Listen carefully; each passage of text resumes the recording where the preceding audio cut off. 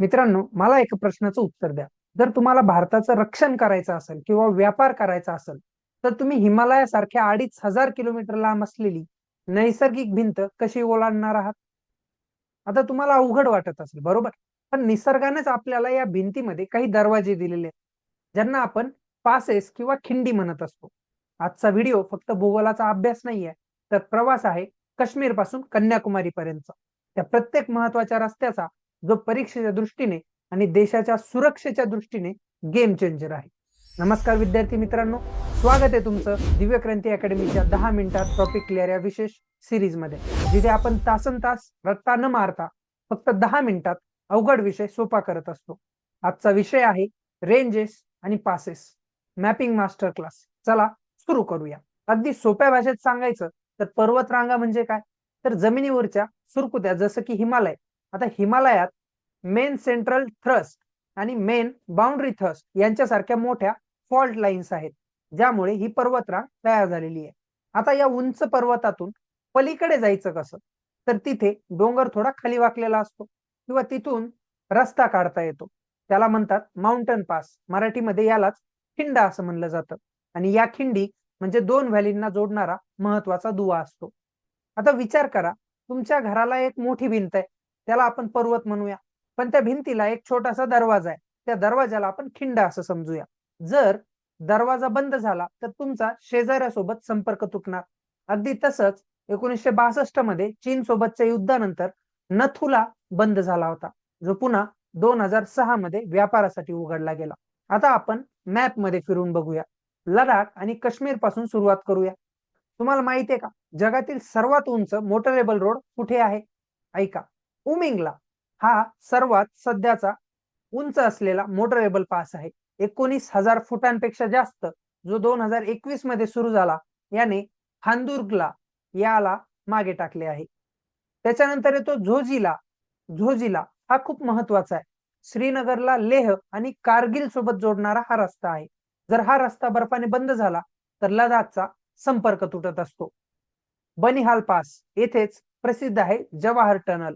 हा जम्मू आणि श्रीनगरला जोडण्याचं काम करतो. शिपकीला सतलज नदी भारतात याच खिंडीतून प्रवेश करते आणि हा भारत तिबेट मधील व्यापाराचा तिसरा महत्वाचा रस्ता आहे.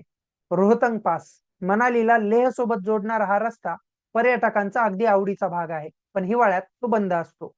लिपू लेक हा पास भारत, नेपाळ आणि चीनच्या बॉर्डरवर आहे. कैलास मानसरोवरला जाणारे यात्री याच मार्गाचा वापर करतात. मित्रांनो, आता इथे एक ट्रिक लक्षात ठेवा. ला या शब्दाचा तिबेटी भाषेत अर्थ मुळात खिंड किंवा पास असा होतो. त्यामुळे झोजिला पास म्हणण्याऐवजी फक्त झोजिला म्हणलं तरी चालत असतं.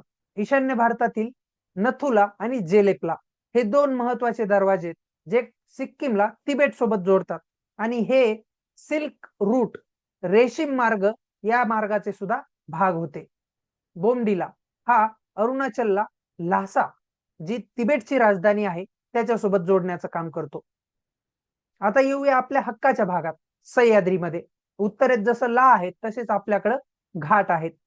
तुम्ही कधी रेल्वेने मुंबईहून पुण्याला गेला आहात का? बोगद्यातून जाताना जो अंधार होतो आणि बाहेर आल्यावर जे धबधबे दिसतात, तोच हा घाट. थळघाट. थळघाट जो आहे यालाच कसारा घाट सुद्धा म्हणतात. मुंबईवरून नाशिकला जाताना हा थळघाट किंवा कसारा घाट लागतो.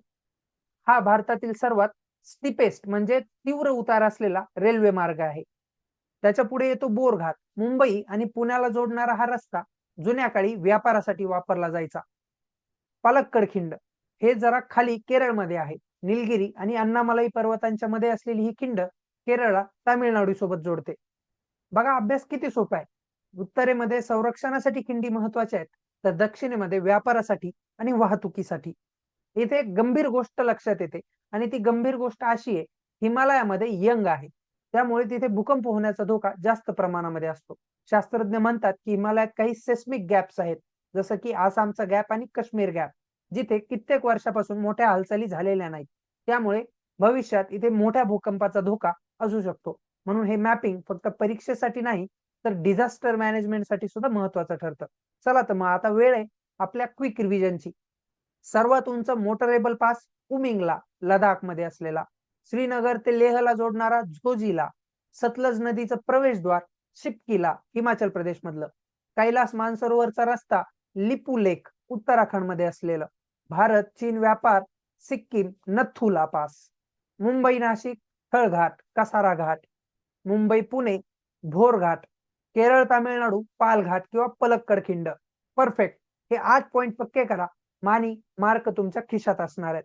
मित्रांनो, डोंगर कितीही उंच असला तरी रस्ता हा त्याच्या छाताडावरून किंवा पोटातून जातच असतो. तुमच्या आयुष्यातल्या स्पर्धा परीक्षेचा डोंगरही असाच आहे. सातत्याची खिंड शोधा आणि यश नक्कीच तुमच्या पदरात पडेल. तुम्हाला हा रेंजेस आणि पासेसचा टॉपिक 10 मिनिटात समजला असेल अशी आशा आहे. ही होती दिव्य क्रांती अकॅडमीची 10 मिनिटात टॉपिक क्लिअर सिरीज मधील एक व्हिडिओ. जर तुम्हाला अजून कुठल्या टॉपिकवर असाच सोपा व्हिडिओ हवा असेल तर खाली कमेंट मध्ये नक्की सांगा.